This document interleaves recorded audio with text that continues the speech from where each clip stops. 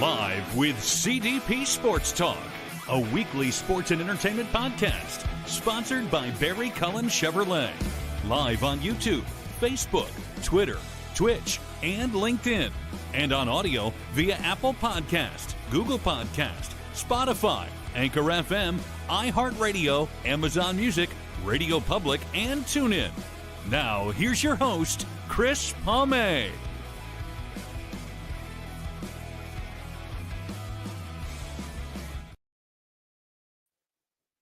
Good evening, everybody. Welcome to Season 10, Episode 39, overall 534 of Live with CDP Sports and Entertainment Talk Show, sponsored by Barry Cullen Chevrolet Dealership at 905 Woodlawn Road West in the Guelph Auto Mall.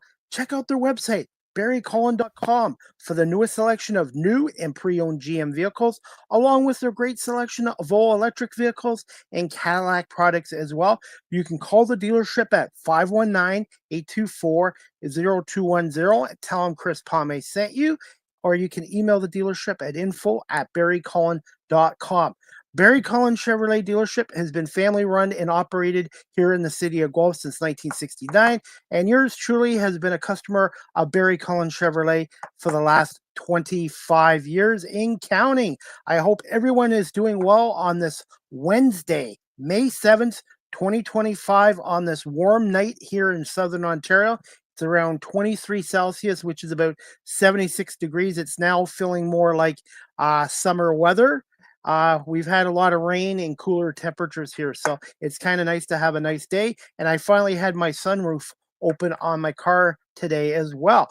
I'm looking forward to our guest tonight. This is her first appearance on our show. I met her through TikTok, and our guest's name is Tracie Walker. She currently works as a contracts administrator and has worked as a paralegal for over 10 years in the public and private and public sector in Atlanta, Georgia. And I'm pleased to have Tracie Walker on, and we're going to bring her on right now.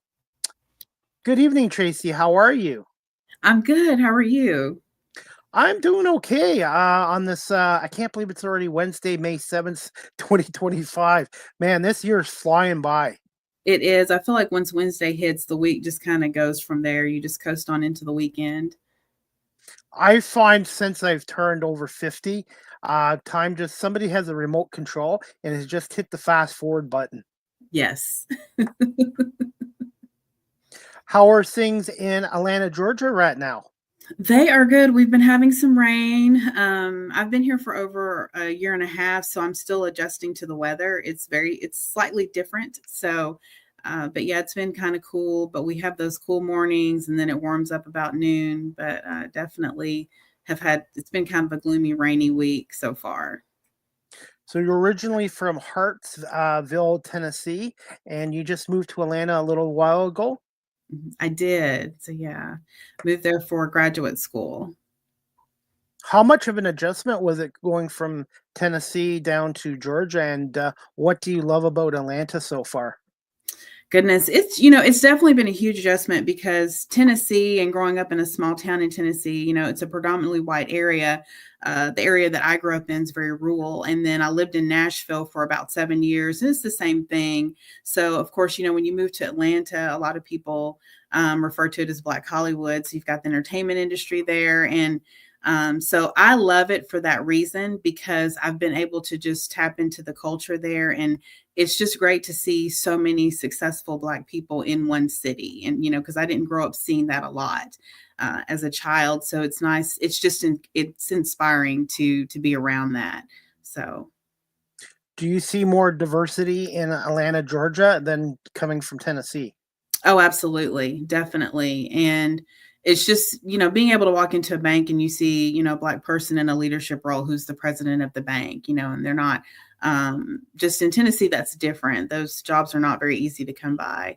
But yeah, that and also to answer the last part of your question, which I didn't earlier, one of the things that I love about Atlanta so far is, aside from the culture too, is just I love being outdoors. So the parks here are just amazing. So that's another thing too. There's always something to do in the city. So, especially with sports as well. And So far in Atlanta, what are some of your favorite foods down in Georgia that you like? There's a sushi place called Nobu that's become a favorite. High Cuisine, it's spelled HAI, if anybody in Atlanta is watching and hasn't heard of it yet, but that is my favorite place to get Chinese takeout. So love that.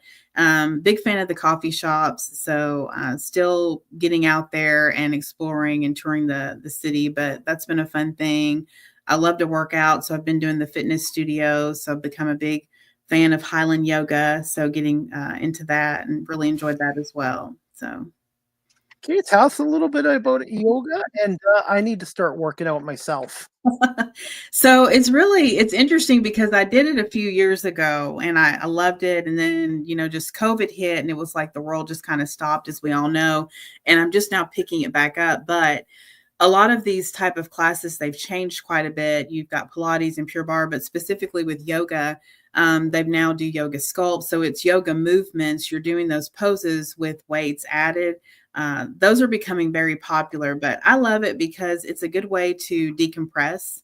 And I'm not someone that relaxes very easily. So yoga has been a good thing for me because it really helps me to just focus and center myself and calm down.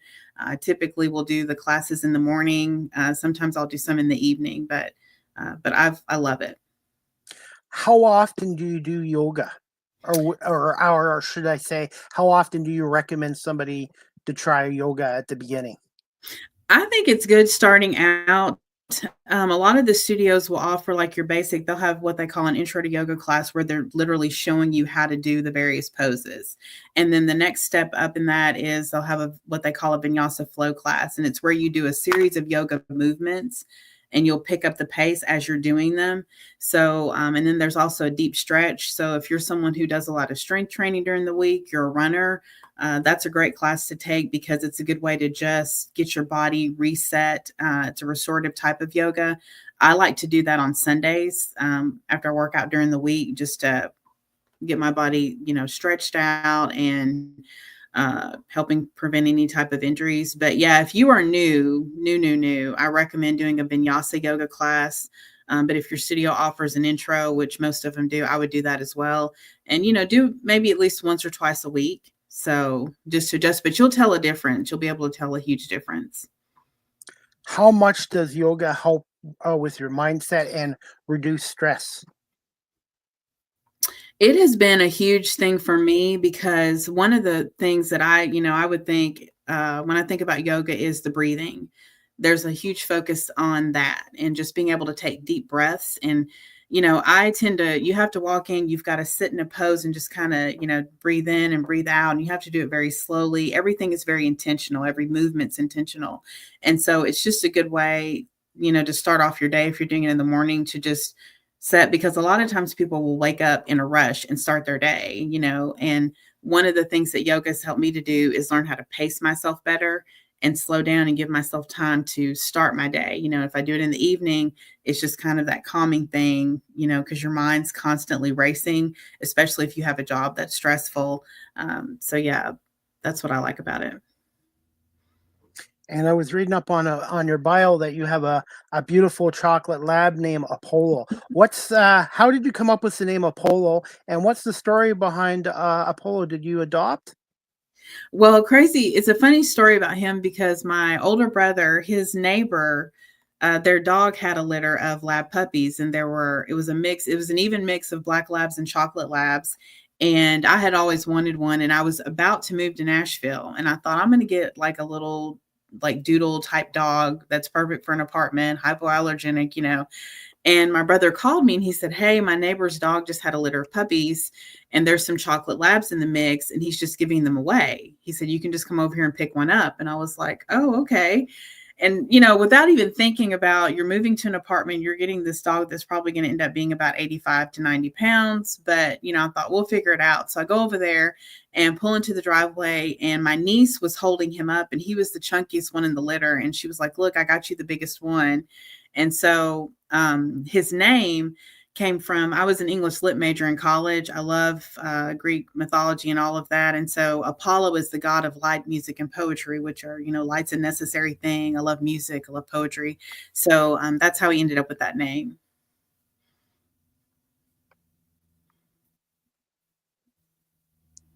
And I also do a lot of volunteer work here at a local humane society. So I twice a week I'm at a humane society that goes down and walk dogs that are looking for forever homes and family. And being around a dog, no matter what kind of day you have, just seeing a dog or a pet just really helps with your stress, and it helps with your mindset because they're just so happy to see you. They are. And people always say we don't deserve dogs, and we really don't, because they're just always so consistently loving and patient with us. I think that I enjoy being around my dog more than anything. So. Can you tell us a little bit about some of your other volunteer work that you do as well? So one of my favorite things that I've done, lots of opportunities. I've worked in the sector with an organization called Saddle Up, which is based in Tennessee. They utilize equine therapy for children with disabilities. And since I've moved, I haven't been able to do much there. Obviously, I I contribute in other ways. I've also been a part of an organization that helps with the waterways in Nashville, where they test the rivers and the lakes. We have quite a few in Tennessee, and a lot of people like to fish and just go out and do various things. But that was something that I was a part of as well. My most favorite volunteer opportunity that I'm very passionate about is called Bookham, and I'm still active in that as well. They're based in Nashville, and it's a literacy program where they work with elementary grade school children, just teaching them how to read and just encouraging them to continue that, not just doing it in school. And one of the things that I would do is they have this program where you're assigned to a specific elementary school, and you go in once a week and you read, you spend about 30 minutes reading 2 or 3 books to the school children. And it's just another way of them being able to see someone, reading books and just instilling in them that reading's fun. Literacy with young children is something that I'm very passionate about, especially within my own community, because I think, it's important to be able to know how to read and comprehend what you're reading.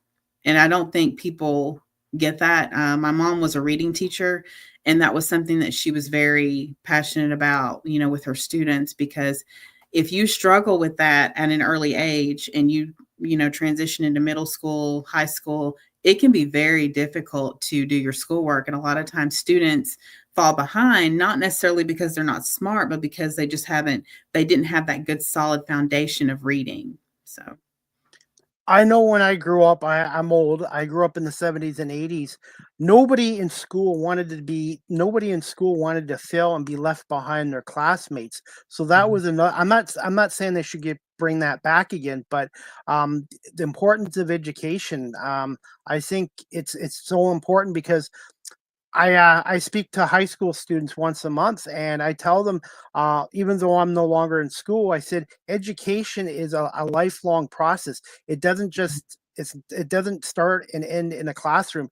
And for me, I've been doing this media work now for 5 years, and I'm completely self-taught, but I'm learning and educating myself. And I tell Mhm. people, education is it goes beyond the classroom as well. It's huge.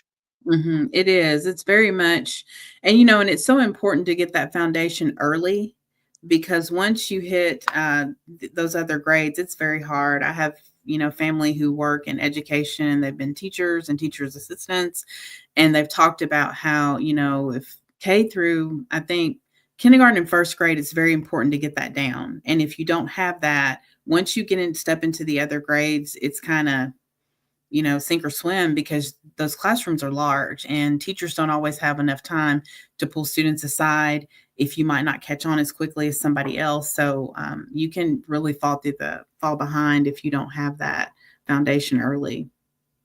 And thoughts on the impact on education with the internet, obviously the past 30 years, and social media the last 15 years. I think we've made it a necessary evil. I feel like it, of course we have Google, and there's so many things out there that we use. Even in my school, we're required to use a grammar type program just to ensure that when we're writing papers, we're doing things correctly. But at the same time, we can get bogged down with just utilizing social media for everything. And I think a lot of times you have to catch yourself. if I've spent an hour scrolling on all these social media apps and I didn't even open up a book. So I feel like we have to try to find a balance somewhere. I know a lot of these apps have gotten to where they've set timers on your phone. Excuse me. You can actually set a timer for, I know, Instagram and TikTok, where it'll tell you, you've exceeded your limit. If you have an iPhone, if you say, I'm going to scroll for 30 minutes, or I'm just going to get on there and check messages and that's it. For me, my generation, I'm a Gen Xer, so I'm thankful that we didn't grow up in the social media age, so I can take it or leave it. And I've been able to, one of the things I don't do first thing in the morning, I don't get on social media.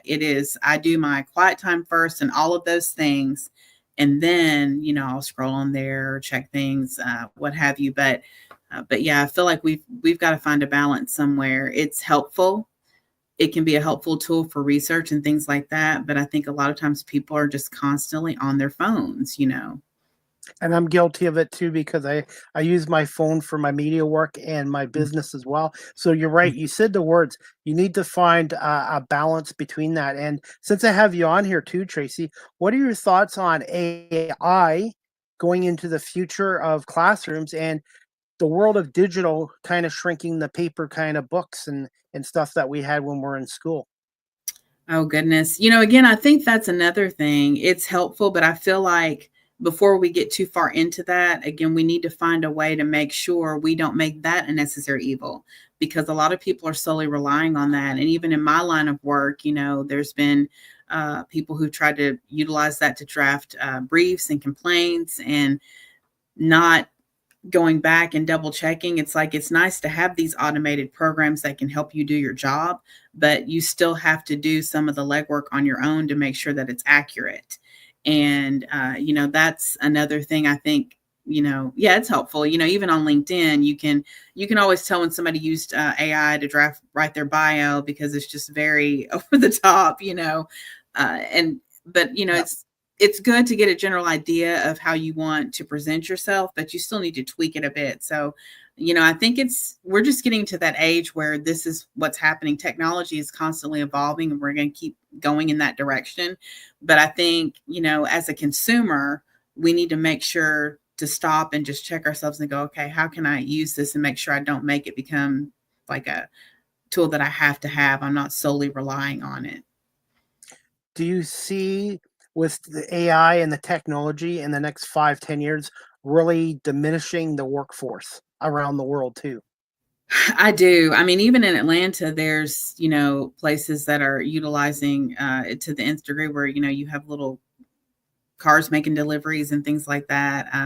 A lot of companies are using it to review contracts and things of that nature, agreements. I know the situation with the United Healthcare CEO that had been shot, after that happened, several people who, had loved ones that had that particular insurance were talking about how that department had been completely outsourced. It was automated. So when they're submitting their claims, it's automatically being rejected, because if they didn't know what keywords to put in that form or complete, the claim's automatically denied. So, there is a perfect example of, it's already starting to happen. A lot of departments are doing that, where there's not even a person checking the work. So, and even with our job searches right now, I have a friend who's a recruiter, and she was telling me, when you submit your applications, you need to read those job descriptions thoroughly, because they, again, are using these programs. And if you don't put in those specific keywords that are in that job description, your application automatically just gets kicked out of the system. So, and the recruiter never sees it. So, yeah. I miss the old days where you put on a suit or dress clothes, you brought your cover letter resume with you, and you went door to door and you shook somebody's hand, and that actually give you an interview that day or the next day. And you're right, with this new technology and stuff like that, if you don't read that job description perfectly and have the keywords on your cover letter resume, it'll go right into a garbage can, unfortunately. I mean, it's so different now. And again, that's another thing too. Like I can see, I can't imagine being a recruiter and having all these applications coming in. It's a great way to streamline that process, but you still have to do some work on your end to just kind of check those things. But I think you're missing out on some potentially good candidates for that reason, because a lot of people aren't aware of that. The human element out of hiring has been taken out of it, Hmm. It is very unfortunately. much. That's another, I could do a whole show on that too. Yeah, I'm sure. Hey Tracy, I'm based out of Toronto. I'm about an hour from Toronto, so I'm in a city Mhm. called Guelph, not far from Toronto or the U.S. border. But can you tell my audience a little bit about yourself and where did you go to school, and did you have any early influences and mentors? Mhm. Oh goodness. So originally I'm from Hartsville, Tennessee, which is a town that's 50 miles northeast of Nashville. And I attended a small, predominantly white private school when I was a kid. And when I graduated from there, I went on and did my undergrad at Western Kentucky University. I was an English and Allied Language Arts major there. I skipped a little bit because the school that I attended was so small. There were 7 people in my graduating class. So my parents were like, "You're not going off to this, 4-year institution, right off the bat. Let's start small." So I attended Ball State College in Gallatin, Tennessee, and grew up, singing and doing the music and the theater and all that as a child. So I did music when I was there, and then I transferred to Western, and I wanted to go into journalism or the legal field.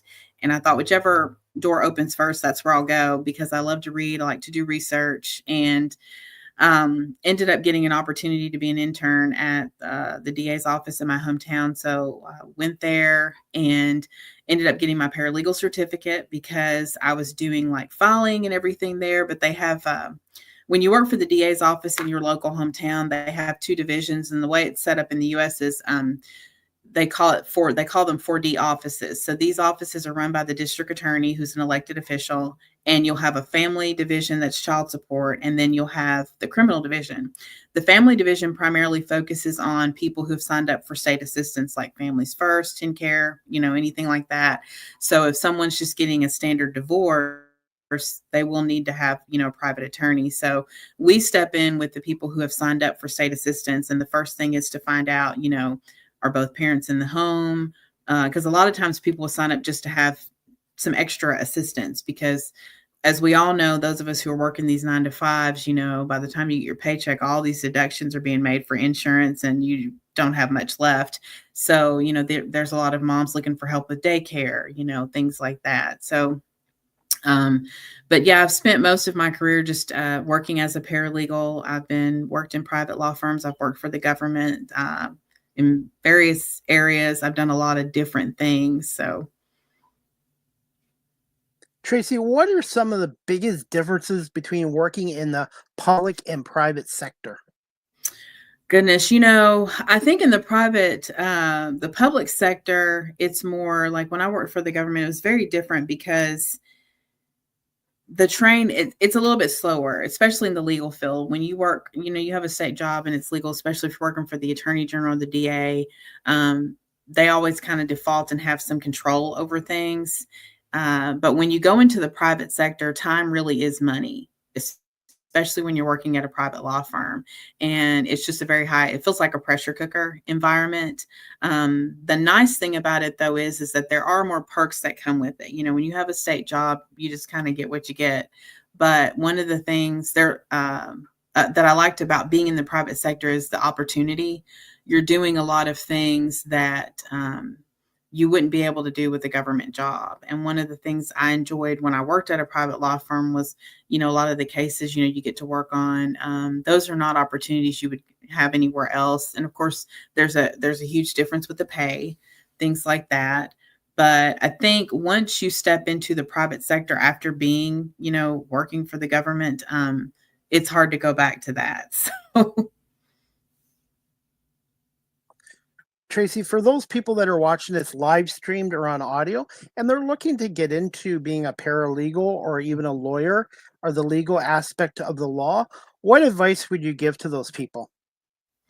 I would say if you're interested in being a paralegal or even going to law school, intern, it's very important to do that because I can tell you something that I found surprising when I started out as a paralegal working with attorneys, how many of them were just, "Oh, well, I'm just going to go to law school. That's the next step." But they might not be, the best speaker or the best writer, but it was just, I'm going to go to law school or I'm going to get my MBA. It's not, most people, when they go into a pre-professional career, like a medical field, they're really like, I want to be a doctor and I want to practice this specifically.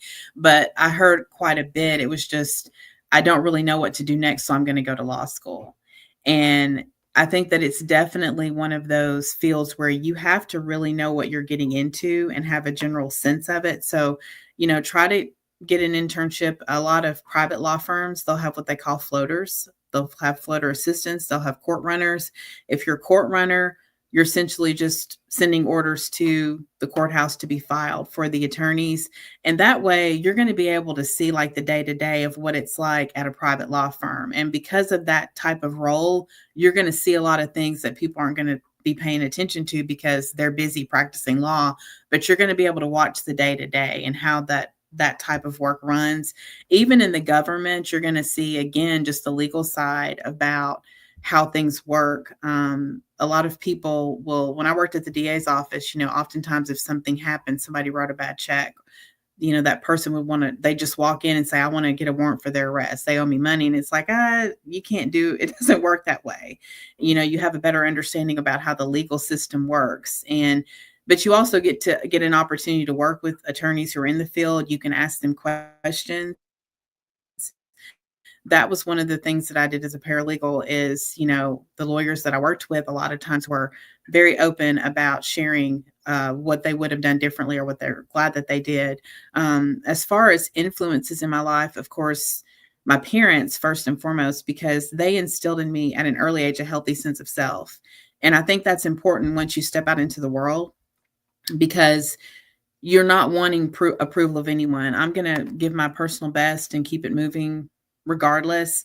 I think that a lot of times people step into the workforce and they expect to be acknowledged and praised and patted on the back. And, you want to feel appreciated, but what you have to realize, that's not always going to be the case. And you've got to be able to be okay with that. A second person that really inspired me was an attorney that I worked with at the DA's office. She was just day one, she was a prosecutor, and just, people say don't seek out mentors, but I always looked at her as one. I didn't intentionally try to, connect with her, but she was always just so kind and professional. And so we would go and have lunch sometimes when she didn't have a really busy day.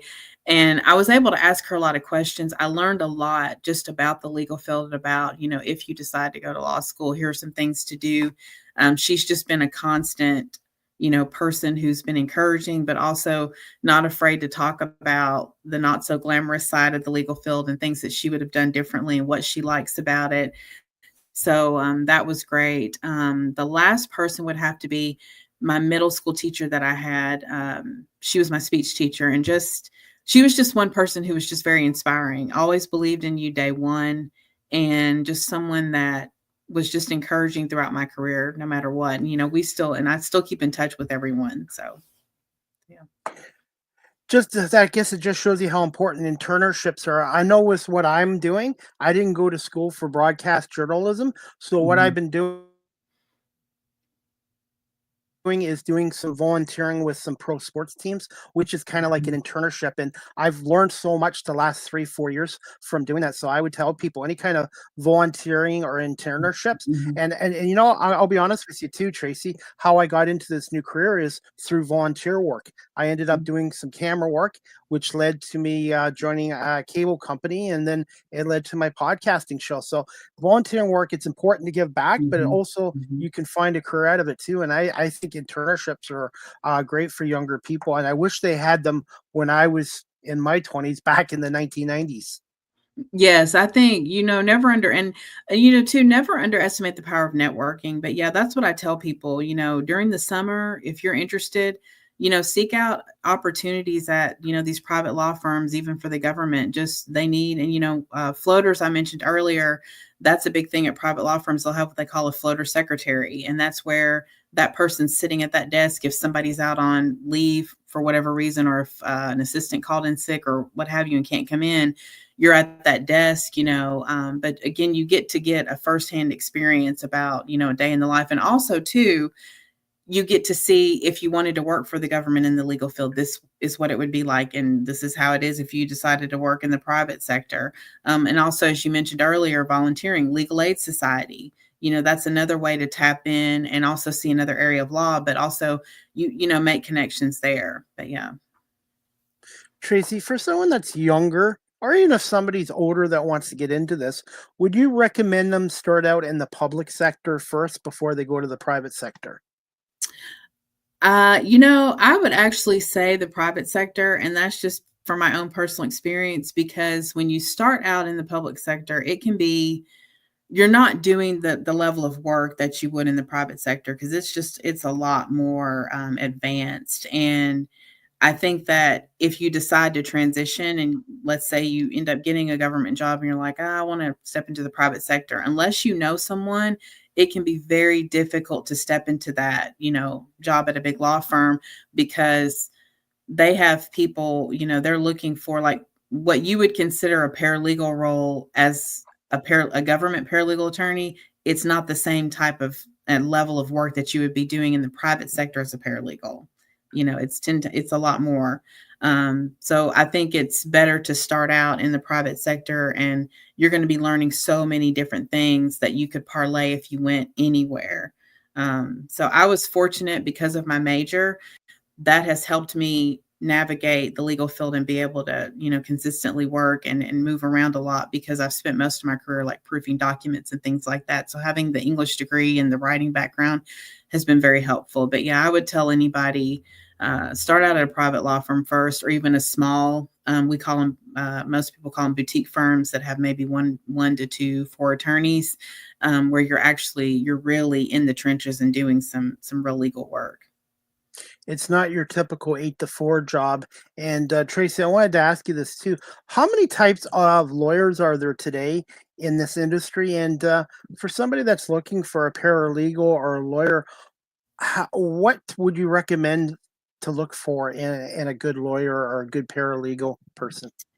So as far as an attorney, you want someone who's a good communicator. And, one of the things that happens a lot, that I would see even with paralegals, paralegals are the backbone for the attorney. They really are, especially if you're a really good one, because you are doing, a lot of the grunt work, that work on the back end to help that attorney. But I would say, if you're looking for a lawyer, make sure you do your homework, read their bio, and don't just read the bio, but also read reviews. That's important as well. Another thing that I would do, a lot of attorneys will offer free consultations. That's another way to, and also for them just to see if, they can take your case. But one of the big things is an attorney who's a good communicator, one who has a good reputation within the community. It may seem very large, but is very small, and people talk. And that's why, it's so important to cross T's and dot I's, because you can get blacklisted very easily, if you do something somebody doesn't like, and sometimes it's not warranted, and, sometimes it very much is, but you want to make sure that person has a good reputation within the legal community. And one thing is word of mouth. People mention them. That's a good thing. What makes a good paralegal? A big part of your job is attention to detail. We're not perfect, we're human, but you pretty much have to be close to perfect when you work in the legal field, because there's just, like I said, time is money, especially in the private sector. You've got to make sure that you're filing things correctly when you're emailing, drafting documents. Presentation's important. Make sure that you are somebody who manages your time well, because you're going to be juggling a lot of things. And sometimes you can end up with attorneys who are literally just dumping things on you to where it's hard to just see straight and keep your head above water. But a good lawyer knows how to utilize their support staff.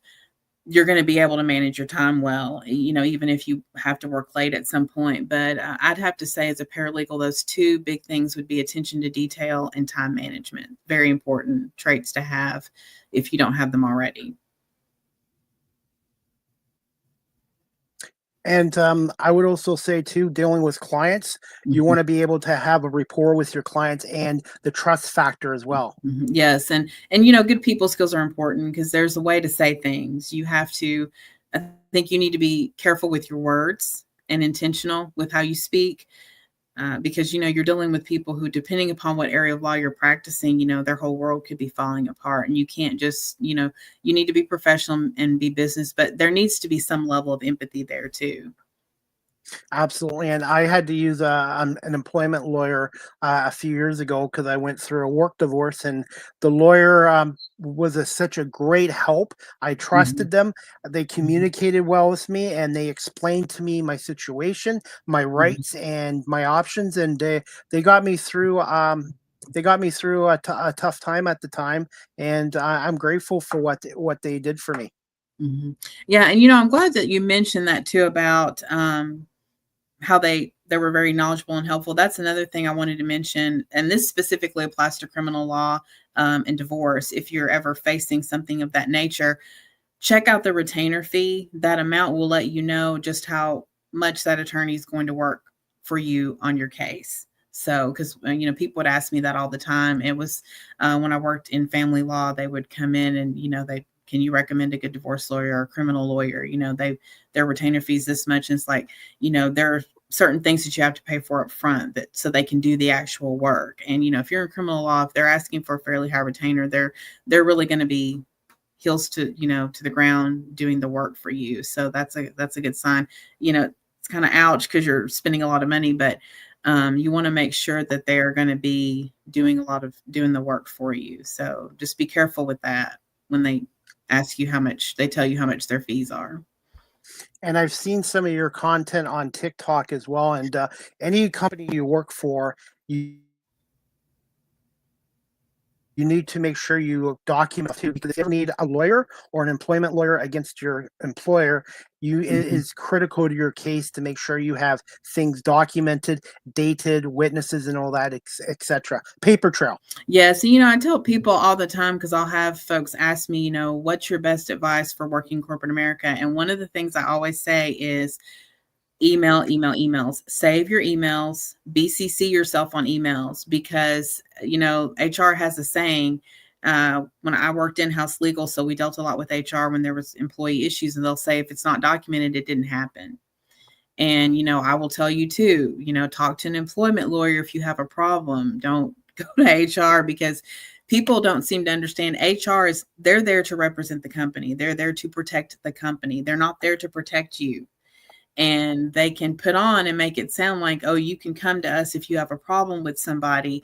But what happens is they're immediately going to start thinking, oh no, we got to get rid of this person, or we've got a problem now because they've got this issue. And that's a whole nother conversation. If that person's been with the company a long time, I mean, you've got some issues there. But I can't stress that enough. Create folders in your email, especially if you have people that you constantly interact with on a daily basis and that they're difficult, you don't really trust them 100%.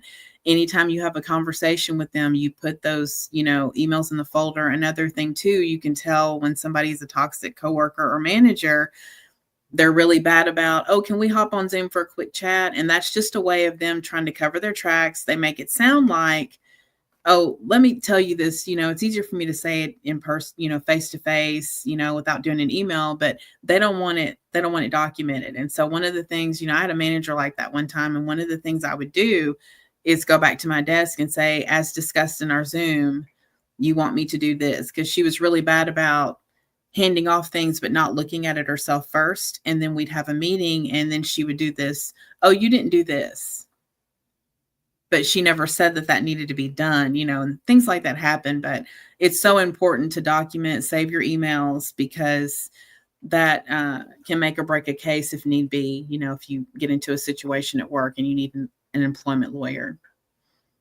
I'm seeing this more and more on social media, especially Mhm. on LinkedIn as well. And I also agree. be careful who you talk to at work. It's okay to be civil and pleasant to people at work, but you don't want to get into telling people too much of your own business because that can get used against you as well in the corporate world or any company. Yeah, and the thing is, people will, folks will say, well, I'm just, I was just trying to be friendly. I'm just wanting to come in and do my job. But here's the thing. You can come in and smile and say good morning to people and stay in your corner, but some folks will still just create this one-sided competition with you. whether, regardless of what you've done or haven't done, and they will try to befriend you, or they'll just watch you and report back, to the manager and say, oh, they were doing this, or they came in at this time, or they took extra 5 minutes on their lunch, things like that. But yeah, my go-to whenever I take time off, and, I worked with someone who's, oh, well, I hope you're doing something fun. And, that was her way of wanting you to just open up and say, oh, I'm going here and I'm doing this. And I was like, oh, yeah. And I would just or I just wouldn't respond at all, or if somebody asks you how your weekend is, just say, oh, it was great. If they're like, what did you do? My favorite response is, oh, the usual adulting things. I could have taken a weekend trip somewhere, but they're never going to know that, because that is so true, because people will really, take that and use it against you. I've seen that a lot with women who have had children. When they come back to the office, there will be other female coworkers doing the whole, oh, I bet it was so difficult, getting up and getting ready to go in the morning. And then that other coworker thinks she's trying to be personable and friendly, and she just starts talking about how hard it is being a mother. And the next thing you know, that person's went to the manager and said, oh, I think she's having trouble now balancing her job now that she's a new mom. And it's just a complete, so yeah, you just keep things to a bare minimum. Just be polite and professional, but don't share anything personal. Just don't. Now, during the pandemic, we saw a lot of people work from home. And even after the pandemic, a lot of people don't want to go back into the work world, because working from home, there's less stress to deal with coworkers and stuff like that. Are you still seeing that in corporate America too, where a lot of people rather work at home than in a corporate office setting? Oh, yes. It's interesting you mentioned that, because there was an article a few years ago that I read from someone, and a young Black man who was living in Harlem, New York, and he worked like downtown Manhattan, and he was taking the bus in, and he was in therapy, and his therapist had asked him, you seem more relaxed. What's changed? And he said, it's because I don't have to deal with the pressure of commuting to the office, dealing with, microaggressions at work, walking to the subway station by a police officer and being afraid. And, on the flip side of that, for people also who are parents, having kids, it's an easier way to manage just your day to day. Like me, I'm a single person. It's all of those things that you can do while you're working from home that will help you actually enjoy your weekend. And I think for a lot of people, that's now that they have realized how much time it takes to get up and get ready just to physically go to their job. That's 2 or 3 hours out of the day, where if you get up at 5 a.m. and have your quiet time and your workout and throw a load of laundry in, you can go ahead and sit down and start working, and depending upon what type of job you have, you might have everything finished by noon, and you're able to just kind of monitor your inbox, or, what have you. But yeah, it's definitely, I think a lot of people have realized how much time they spend just getting ready to get out, to do whatever it is they need to do. And it's just a lot of time. Over in the States, do you see more people now self-employed as well? Yes, I think a lot of folks are doing that, especially after COVID. A lot of people turn to social media as an outlet for a second stream of income, and just kind of realizing even more that they're not liking that corporate grind. But also too, just the way things are right now with the job market, there's so much uncertainty. It used to be you were pretty confident you had a job and you were going to keep that job unless you did something egregious. And then, you're out. But nowadays, it's a free for all. It doesn't matter. I remember a few years ago, we had a situation in Tennessee where a lot of attorneys were graduating from law school, and they were getting jobs, delivering pizzas and doing things like that, because the job market was that bad. And so I think a lot of people are just wanting to make sure they have a cushion. So, for their day to day. But yeah, it's definitely a thing, entrepreneurship. Without getting into politics here, how much has the economy shrunk in the States in the last couple of months? I think it's been significant. If I were to just eyeball it, I would say, maybe 50, 75%. That might be a bit of a stretch. But when you think about it in terms of just going to the grocery store, I was talking to my brother a few weeks ago about this. Even I don't mind buying store brand items. It just depends on what it is. There's certain things that are non-negotiable. But, when you see store brand items going up $2, $3, $4, it's bad. And I've seen that in the store. It's like, oh, well, I might as well just go ahead and buy the name brand paper towels now instead of getting the off brand, because the store brand's not expensive. It's like everything is high. And even when you go to fast food places, my generation, you could go to get a combo meal for like $5. And now it's almost $20 just to eat at a fast food restaurant, but I mean anywhere in general. So yeah, it's definitely, I think it's been a significant hit because everybody's feeling it regardless of what tax bracket you're in. And for some, it's not as, painful of a squeeze as others, but it's definitely there. And the tariffs don't help it as well, Tracie. And I've been checking out your TikTok page as well.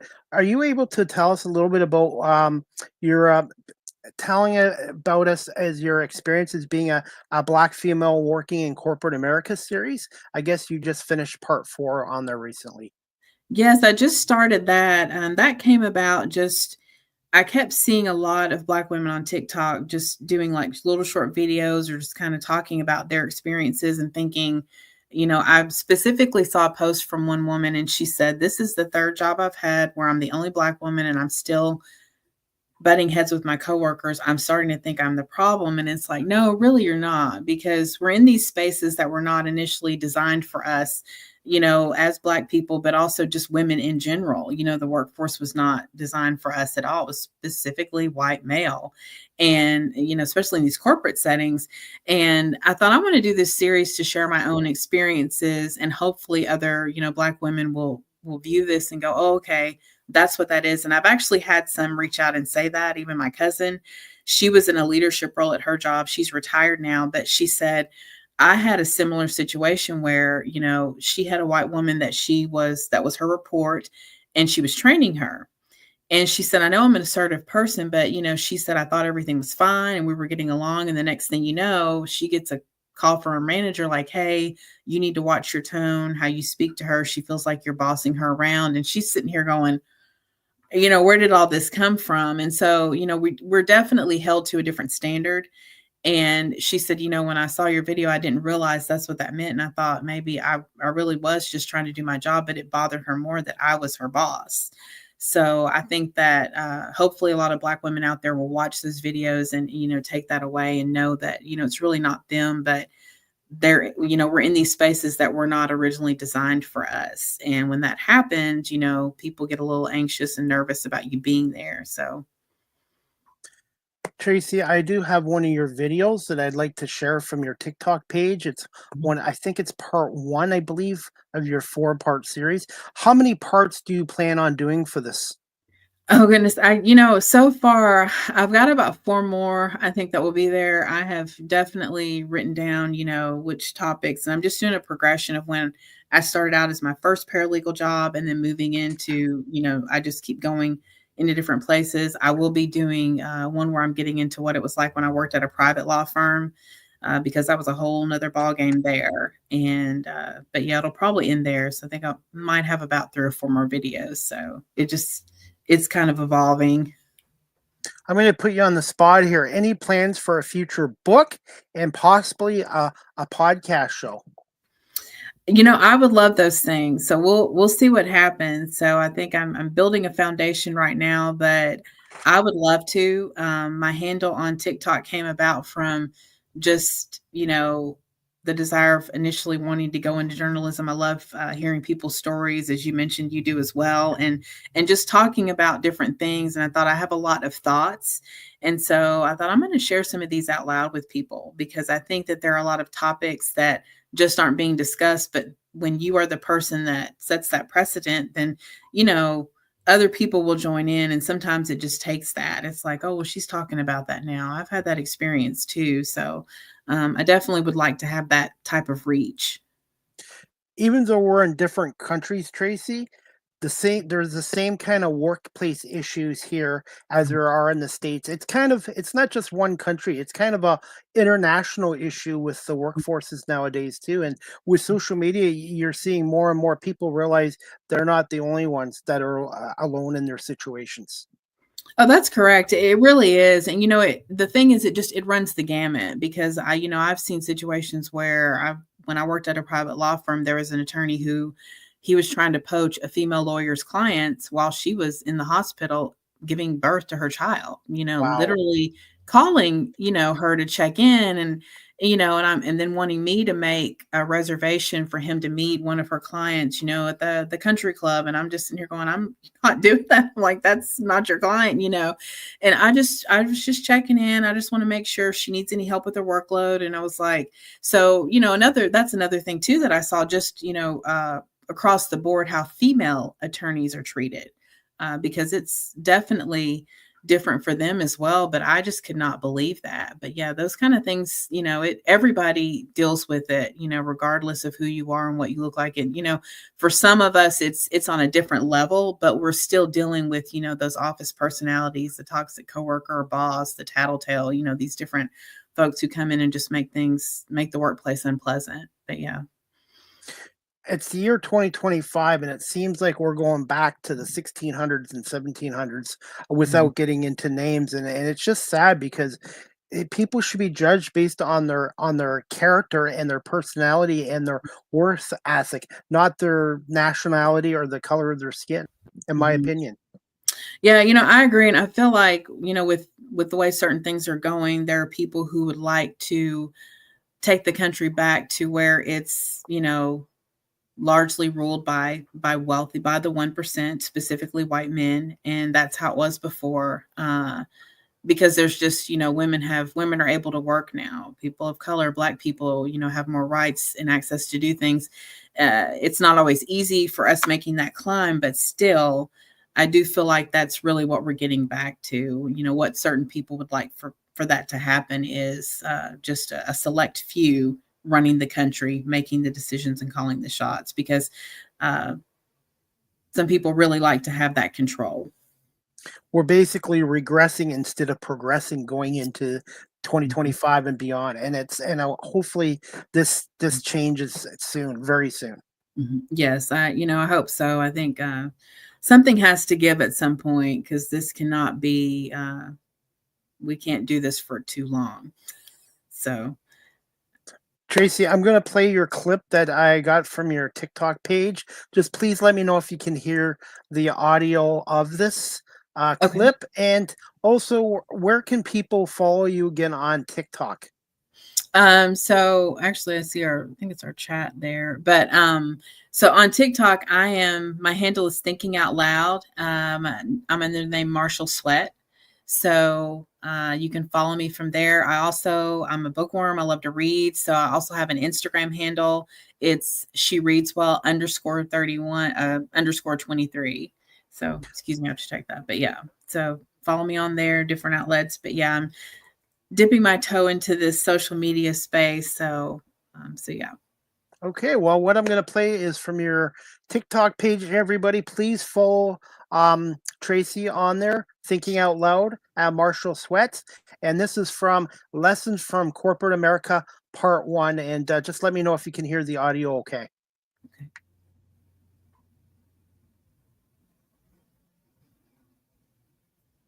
Hey there, TikTok fam. So I know many of you are stepping into 2025 with new jobs. As we all know, the job market has not been for the faint of heart. So congratulations to you. I wanted to share with you a couple of tips that have helped me navigate the call as well. So the first one is this: listen more than you talk. It's important to just get a lay of the land and be an observer as you're stepping into this new workspace. Be very careful of coworkers who are overly friendly. Start talking about employees, bad mouthing them when you meet them. That's a red flag right there. Keep conversations polite and professional. That's it.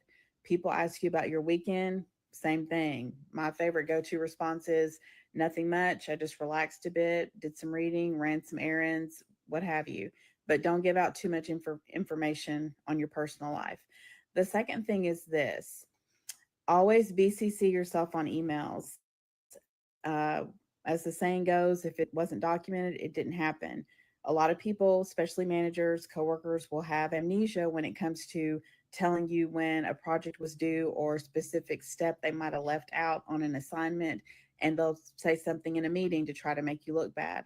So always have things in writing, especially if you had a verbal conversation with someone about something. Get back to your desk. I like to make folders for things. If I'm working on a specific project, I create a folder for that project, and all the emails that relate to that go in that folder. Any of my coworkers that I work with a lot, I have a folder, and I put any of those conversations in there. If it's something that I'm doing with them or something I needed from them and I've had to communicate or ask for something, put it in there so that you just have that documentation later on. And lastly, always be careful. Remember that HR is not your friend. Be very careful about the information that you share with HR. I have worked in house legal. I can tell you they are working for the best interest of the company. They will often try to make conversations and befriend you just to get information. So, again, just be very careful what you share. If you do have a problem, an issue, be careful about how you navigate communicating with them about a problem, because their first thought is immediately going to be, oh no, they're a problem employee. So I hope you found this helpful. If you did, feel free to share it. Also, for those of you who watch, feel free to share your tips as well, things that you have learned as you've been navigating the corporate workspace as well. How thoughts on this video, and what kind of responses did you get from this TikTok video part one, and from people around the world?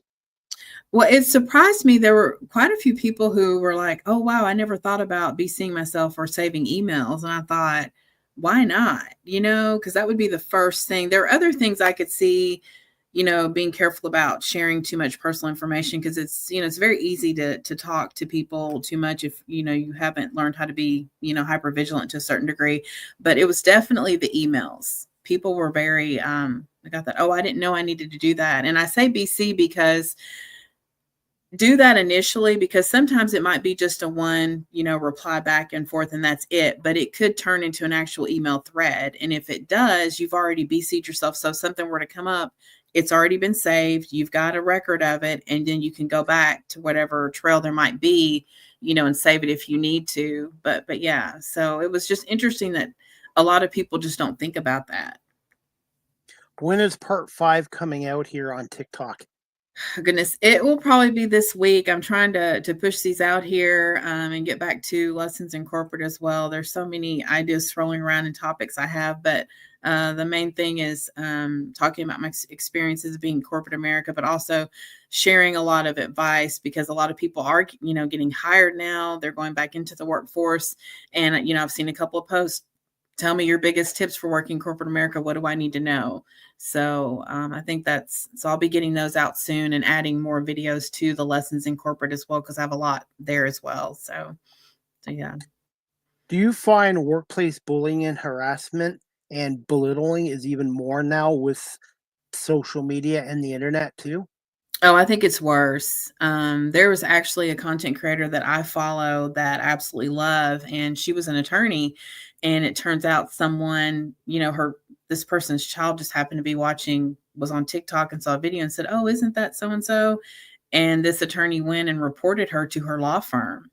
And, she wasn't talking about work. She's doing fashion and things like that. And she might have shown a few clips where she's, at her laptop doing something, but there was never any videos that I saw on her page where she was like at her actual job filming. Now we all know that's a huge no-no. You shouldn't do that unless your company actually has a social media person and that's just what you're doing.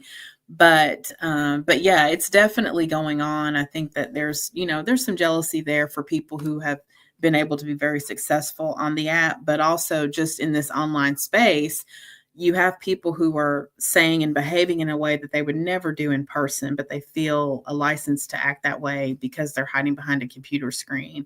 And also another thing too, I would tell people, when you start your job, get on there and block folks from Facebook, Instagram, these apps that you work from, because a lot of people will try to friend you and stalk. And I've seen people get in trouble because they've, accepted a friend request from someone and that person's, talking about, or they'll blurt out something in a meeting. Oh, I saw that you went here. It looks like you had a fun weekend on your, your Facebook or on your Instagram. And it's just, just an indirect way of trying to tattle on someone and paint them in a bad light and get them in trouble. So, that's just my advice. Don't friend coworkers from social media. Now, if you've left the job and you did make a connection with somebody, but I would just be very careful about that. Because I noticed when I left my former career 3 years ago, I rarely keep in touch with any of my former coworkers. I guess because I've moved on and they've moved on, and people have to realize you gotta balance your work life with your personal life, and I really think you need to separate them both. I agree. I think you do too. And I even had somebody when I had my first paralegal job. Actually, she had said, "Oh, I was trying to look for you on Facebook." And I was like, "Yeah, you've been blocked." And I was glad I did because I've got some stories about her too. But that ended up being a good thing. But things like that, like asking, people really getting upset that you're not accepting their friend requests. And it's like, we work together, we're not friends. So, We could do a whole show on the workplace, 2025 workplace, and Oh, and like yeah. you said, we're in different countries, but the same issues here. Mhm. Oh yeah, everybody's dealing with it. It's the same type of behavior, the toxic manager, the bullying, everybody, unfortunately, there's a lot of people who've had those experiences. So, I have as well, and I've actually had a couple ladies on my show a year ago from Canada that came on to talk about workplace bullying and harassment and how they're working with big corporations to kind of reduce it and eliminate it from the workforce. yeah, it's, I think some people they didn't peak in high school and they get into these leadership roles, or, it's somebody who's been with the company a long time and they just think that they can project on others, and it's unfortunate. But it's something, that's why it's very important to be able to have things outside of your job, because if you're not careful, it can affect your mental health. I don't care how confident you are, when you are in a toxic working environment, it can really affect you. I can relate because at the end of my former career, at the end, I was actually having anxiety going in there. So Mhm. I can relate, and I'm not alone. There's a lot of people out there that have been in that experience. And no matter how much a job pays you, Mhm. money wise, it's not worth your mental health Oh, no, or because that's your gonna cost physical you. health. No, and that's gonna cost you more in the long run, so. Absolutely. Hey, Tracy, do you have a time for a couple more quick questions? Sure. Okay. This one I don't really want to get into too much political, but I just wanted to get I saw your video on TikTok. Just your quick thoughts on the Carol Garcia situation who's been deported to El Salvador prison. Well, I think that's a perfect example of, once again, this overhaul without thinking it through. It was proven that, he did not have a gang affiliation. There was another thing too, that the backstory was he was actually approached by these gang members and his family was threatened, which is why he ended up, fleeing essentially to the US. So, this is it's just I could say a lot of things. I'm trying to be tactful, but it just really bothers me because of the code words that certain people are using to justify their behavior, even though they've admitted that there was an error on their part. It's still it's scary to me. It was scary to see that footage of several immigrants being sent to this facility, because it was just, again, taking us back to a time that was terrible. And I feel like we're getting into that in the conversations that were being had by those in charge about this facility. It's getting to that point where, this could be a thing with anyone that has a criminal conviction, or anyone who's suspected of being a criminal, specifically if you're an immigrant. And so, I think it's bad. I was, glad that there was a senator who did make it there to visit and was proactive about trying to meet with him to make sure that he was okay. But, again, this is another example of, this was not a properly vetted decision. It's like, oh, we're just going to haul everybody up. And, and he wasn't the only one that was sent there too. There's a young man there who's, never been in trouble with the law, doesn't have a criminal record. I believe he's a makeup artist. He's into the theater. He's at this facility. And he has no business being in a place like that. So that's another thing too. It's just, I just found it very disturbing that And it was actually, in fact, proven because there was a reporter that did a story about this facility also, and he said, he was able to go inside. About 70% of those inmates that were taken in, the immigrants that were taken in, it was proven a lot of them did not have a criminal record, and they were not here. They were not in the U.S. illegally. So I believe it was 213, 237 that they had sent over there, and then they found out, a significant amount of them were not illegal and they did not have criminal records. So once again, you've got people sitting over there who should not be. So it's disturbing. Due process seems to be disappearing.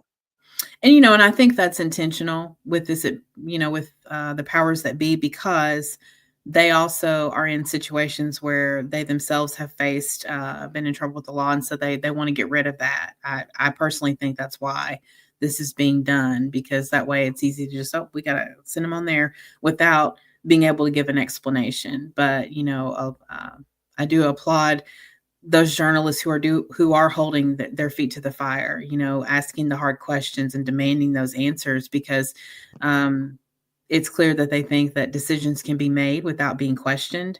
And I think they should be questioned. So it should be held accountable. And Midas Touched, I'm going to give them a plug. Midas Touched, I watch a lot of my independent news from there as well. And that's why it's important to have these social media outforms so people independently can report the facts and the truth. Exactly. And I think that's another reason why they were, wanting to remove TikTok, because a lot of people are doing their own due diligence. Like, you can watch the news, but we're still going in and going behind and fact checking and finding out, what exactly is going on here. But so many people, will watch certain news outlets and think, oh, well, if they said it, then that's it. They're using specific language to make sure they're getting in the minds of certain groups of people to justify what they did. They're specifically wanting there's crimes that are being committed here in the U.S. daily, and it's not all immigrants. So I think it's very presumptuous to just assume that. But again, this is just another way to justify what's being done. Thank you, Tracie, for giving us your opinion on that. And hopefully Mr. Garcia will be returned home safely to his family, his wife and kids in Maryland very soon. Yes, yes. Before we wrap this up, Tracie, I do this with all my guests. What are some fun facts about Tracie Walker? Oh, gosh. Let me see. I don't know if they would necessarily be fun. I have to think about that. I'm a big fan of Harry Potter. So Wow. I still love to watch. I have rewatched and rewatched the series over and over again. I still do it now. I just love it.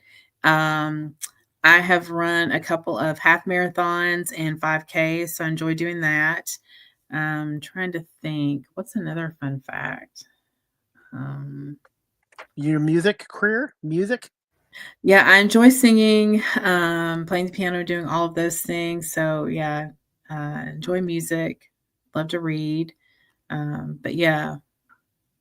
Favorite song, favorite book, and are you a Swiftie? Oh gosh, I'm not a Swiftie. Goodness, I'd have to say my favorite song. It kind of varies. Right now, I'm a huge Jagged Edge fan, so I've been listening to their new album. Favorite song on there is Racing to Her. That's my favorite. My favorite book, it's a tie. Sula by Toni Morrison and A Thousand Splendid Suns by Khaled Hosseini. What was the last concert that you went to? Oh gosh. I was gonna say John Mayer, but that's not it. Imagine Dragons. That was the last concert. And I had to ask you this too before I wrap this up. You're a foodie. What's some of your favorite foods?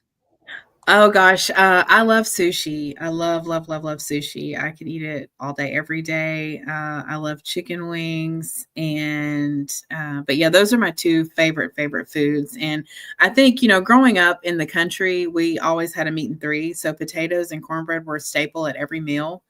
So for me, once I got older and I was able to actually go out with friends, I just love going to different restaurants and trying new food. But Asian cuisine is probably hands down my favorite. So, who has the best chicken wings in Atlanta? And are you a beer or a wine person? Goodness.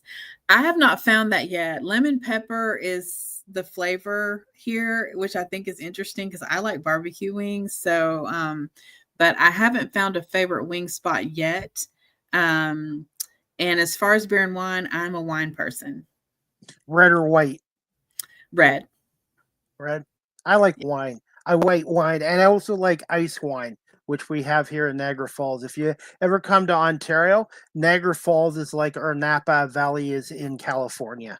Oh, cool. Well, one of my friends, her sister actually lives in Canada. So we actually, and we're both big wine drinkers.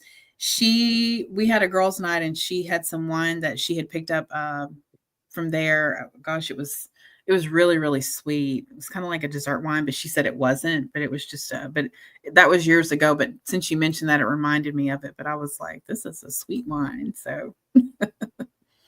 And as we wrap this up, do you have a question for the host CDP? Goodness. What do you like most about being an independent journalist, so to speak, or radio host? I like the freedom of being able to set my own hours, my own jobs, and also I like learning on my own. I like being my own boss, like learning on my own, improving, connecting with people. Mhm. I've made some friendships on here, but I've also made a lot of connections and networking with people. So I just like the freedom that I have of doing this. And to me, this isn't work. When you're doing something that you have a passion for, no matter what age you are, it's not really work. And I'm a lot happier doing this. And I Mhm. love doing this and connecting with people. And it's the guests that make a show. Mhm. Yeah, yeah.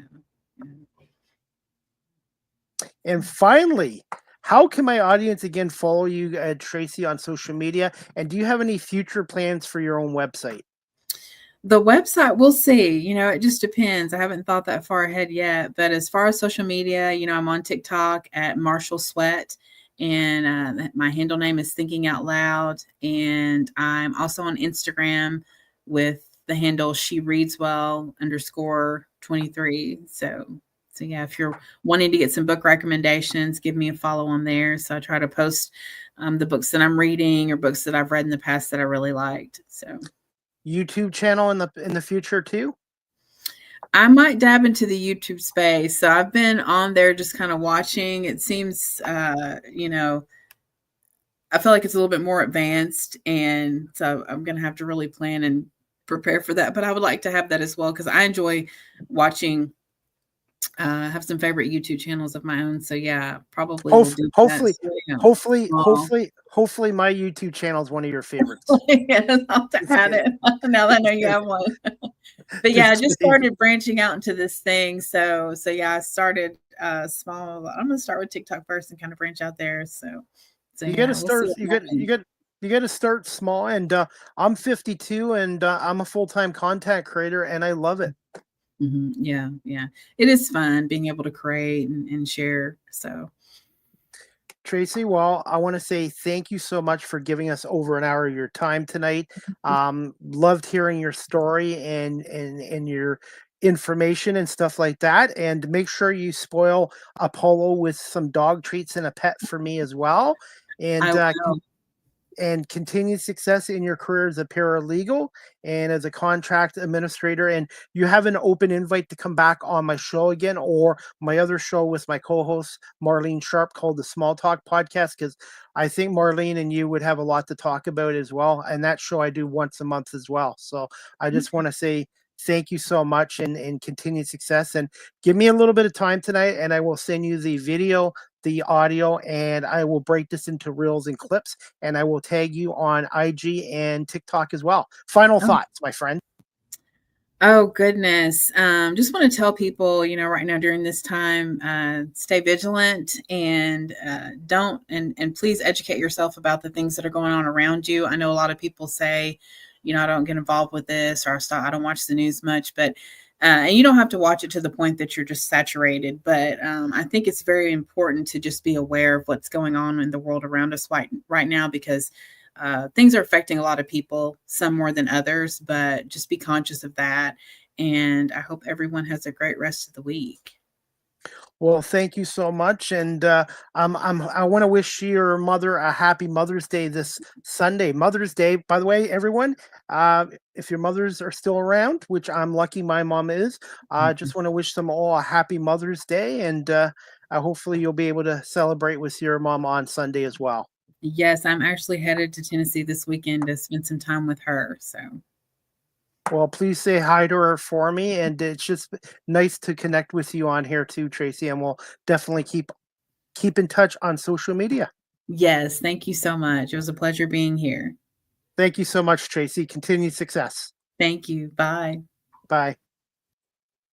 All right, guys, that concludes season 10, episode 39, overall 534 of Live with CDP Sports and Entertainment Talk Show, brought to you by Barry Cullen Chevrolet Dealership here in Guelph. And I have another announcement to make as well. If you're a fan of the WWE and pro wrestling, check out Live with CDP Sports and Entertainment Talk Show this Saturday, May 10th at 1 p.m. with my special guest, Nikki Whitehorse. She is a WWE super fan who just recently attended WrestleMania 41 in Vegas, and she is a huge fan of Braun Breaker, who is the son of I think Rick Steiner. If you remember the Steiner brothers from the 80s and 90s in WCW and the WWE, the Steiner brothers are a Hall of Fame tag team. Braun is the son of Rick Steiner. So please, if you want to learn more about the WWE and from our super fan, Nikki Whitehorse will join us this Saturday at 1 p.m. Eastern to talk about her WrestleMania 41 experience, the matches at WrestleMania 41, and her thoughts on John Cena becoming the champion for the 17th time and becoming a heel as he is getting near his retirement tour as well. So WWE fans, please check out Live with CDP Sports and Entertainment Talk Show this Saturday, May 10th at 1 p.m. Eastern with Nikki Whitehorse. And as we wrap up this show, guys, as always, Barry Cullen Chevrolet Dealership is the official sponsor of Live with CDP Sports and Entertainment Talk Show. Right now at Barry Cullen Chevrolet, check out a 2025 Equinox LT all-wheel drive midnight edition, lease from 218 bi-weekly. That's like 109 weekly at 5.5% interest for 48 months with $4,200 down payment on an ultra low kilometer lease. More details at barrycullen.com or drop by Barry Cullen Chevrolet Dealership at 905 Woodlawn Road West in the Guelph Automall. Check out their website, barrycullen.com, or give them a call at 519-824-0210. Tell them Chris Palme sent you, and you can email the dealership at info@barrycullen.com. Again, Barry Cullen Chevrolet is the proud sponsor of Live with CDP Sports and Entertainment Talk Show. All right, guys, if you'd like a personalized video message from yours truly, CDP, check me out on cameo.com/Chris Palme. I'd be happy to give you birthday wishes, pep talk, talk about sports, talk about the Stanley Cup playoffs, my media work. So if you'd like a personalized video message for me, check out cameo.com and type in Chris Palme and book your Cameo today.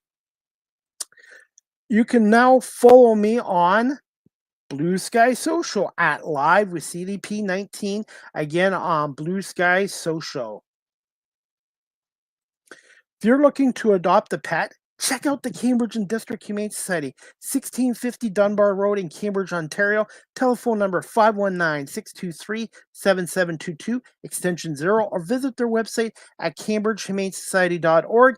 All the animals up for adoption, their profiles are on cambridgehumanesociety.org. And if you're looking to volunteer, like I do twice a week walking dogs, you can fill out a volunteer form at the cambridgehumanesociety.org cambridgehumanesociety.org website as well. And right now down at the Cambridge Humane Society, they need garbage bags, dog food, cat food, pet food, wet puppy food, garbage bags specifically.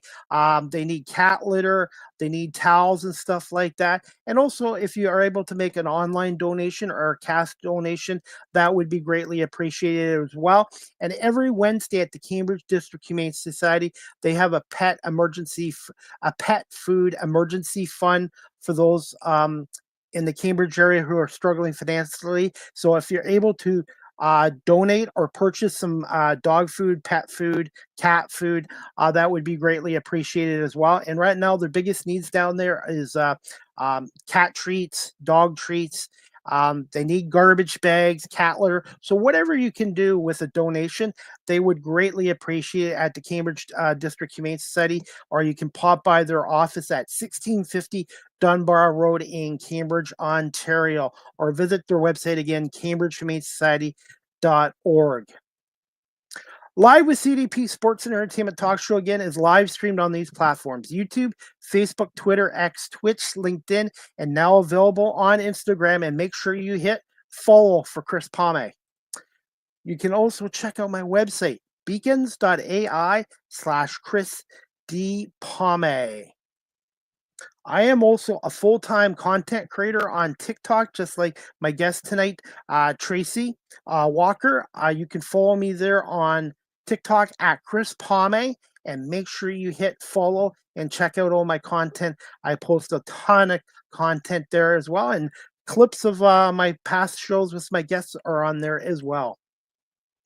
StreamYard is the official live stream provider of Live with CDP Sports and Entertainment Talk Show. If you're into webinars or podcasting, check out StreamYard.com. And if you're a business, go to StreamYard.com and contact the sales department as well. They have free basic plans there, and they also have paid professional plans that I have as well. And if you're a business that does a lot of webinars or live streaming, StreamYard.com and the sales department will help you as well. And I've been using StreamYard now for over 4 years, and I give a big thumbs up to StreamYard.com. Live with CDP Sports and Entertainment Talk Show, the audio versions on these platforms: iHeartRadio, Amazon Music, Spotify for podcasters, Apple Podcasts, Breaker, Pocket Cast, Spotify, Castbox, LinkedIn, Pandora, Tuned In, YouTube Music, and Good Pods. And please make sure you follow and subscribe to Live with CDP Sports and Entertainment Talk Show on these audio platforms. Finally, guys, you can email Live with CDP Sports and Entertainment Talk Show at cpalme19@gmail.com. Any comments, questions, suggestions, feedback would be greatly appreciated. And if you like my talk show and my media work, you can tip the host through PayPal. I'm on PayPal. You can tip me there if you are interested in supporting my show, cpalme19@gmail.com. And finally, guys, you can follow me on Facebook, Twitter, Threads, Instagram, LinkedIn, Blue Sky, every social media site except for Snapchat. And you can also subscribe to me on YouTube. I want to say thank you to my 596 subscribers. Let's get 4 more and I'll hit 600 subscribers. So if you like my content, please check me out on my YouTube channel, Chris Palme Live with CDP Talk Show, and hit that subscribe and like notification. And let's get CDP to 600 plus subscribers as well. And that is about it for tonight's show, guys. Again, I want to say thank you to my special guest, Tracie Walker, who is a paralegal, and she's also a contracts administrator in Atlanta, Georgia, for coming on. And want to say thank you to everyone watching this live streamed and also on my audio platforms. And of course, to my sponsor, Barry Cullen Chevrolet dealership here in Guelph. And as we wrap up this show, guys, we've got sports on tonight. We've got Stanley Cup playoffs tonight. We've got Florida at Toronto.